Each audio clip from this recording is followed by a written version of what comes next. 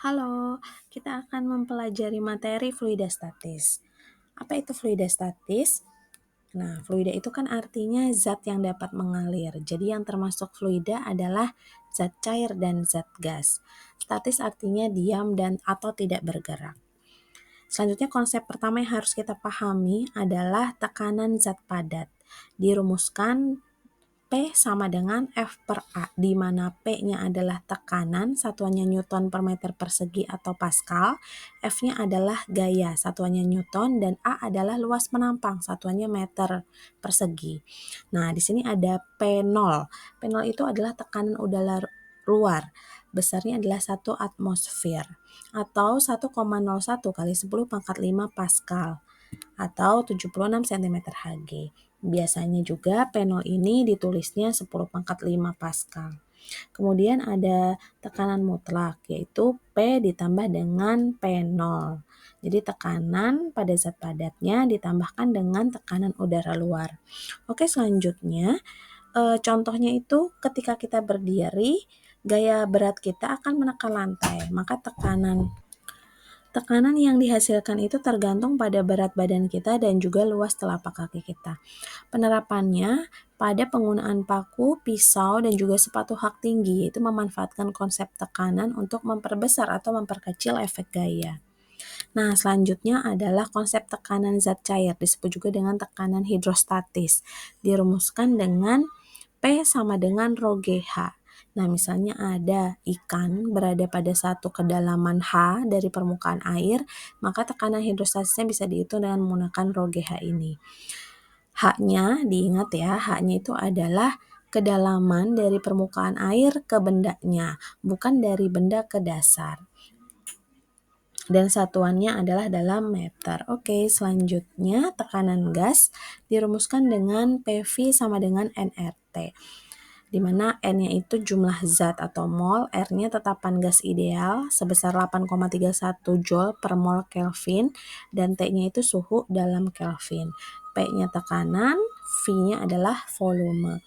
Oke, selanjutnya tekanan udara ini tekanan yang dihasilkan oleh berat lapisan udara di atas suatu permukaan. Nah, tekanan udara ini berkurang seiring dengan peningkatan ketinggian. Penerapannya pada apa? Pada barometer, pompa air, angin, dan juga balon udara. Nah, hukum dasar fisika statis yang pertama adalah hukum Pascal, mengatakan bahwa tekanan yang diberikan kepada fluida di dalam ruang tertutup itu akan diteruskan ke segala arah dengan sama besar. Penerapannya contohnya pada dongkrak hidrolik dan juga mesin hidrolik pengangkat mobil. Nah, di sini ada gambarnya. Biasanya bisa kita lihat itu untuk pada tempat cuci mobil ya. Jadi mobilnya itu diangkat dengan batang yang kecil. Nah, ini memanfaatkan hukum Pascal nih. Dengan memberikan gaya sebesar F1 pada bidang A1 akan menghasilkan gaya yang lebih besar, F2, dengan bidang A2. Nah, secara matematisnya dirumuskan P1 sama dengan P2. Berarti F1 per A1 sama dengan F2 per A2. Oke, selanjutnya adalah hukum pokok hidrostatis. Nah, ini mengatakan bahwa semua titik yang terletak pada suatu bidang datar di dalam zat cair yang sejenis ini memiliki tekanan yang sama. Nah, misalnya di sini ada pipa U. Pipa U diisi dengan cairan air raksa yang merah. Nah, tadinya dia mungkin sejajar ya, rata permukaannya. Kemudian kita tambahkan di sebelah kiri itu air. Nah, maka air raksa yang sebelah kanan mungkin akan naik sedikit gitu. Nah, ini secara matematisnya P1-nya sama dengan P2. Kemudian rho GH1 sama dengan rho GH2, G-nya sama bisa kita coret sehingga persamaannya menjadi rho 1H1 sama dengan rho 2H2. Jadi kita bisa untuk menghitung selisih ketinggiannya itu berapa ya. Nah, selanjutnya hukum Archimedes. Ini mengatakan bahwa benda yang tercelup sebagian atau keseluruhan ke dalam fluida ini mengalami gaya ke atas yang besarnya yaitu seberat benda fluida yang dipindahkan oleh benda yang tercelup. Dirumuskan dengan FA sama dengan Rho G VBT, di mana F-nya ini adalah gaya angkat ke atas, satuannya Newton, Rho-nya massa jenis fluida, G-nya gravitasi, VBT-nya adalah volume benda yang tercelup dalam meter kubik. Nah, untuk hukum Archimedes ini ada 3 keadaan benda ya. Yang pertama itu terapung. Terapung itu ketika bendanya ada sebagian yang tercelup, ada yang tidak, seperti pada gambar.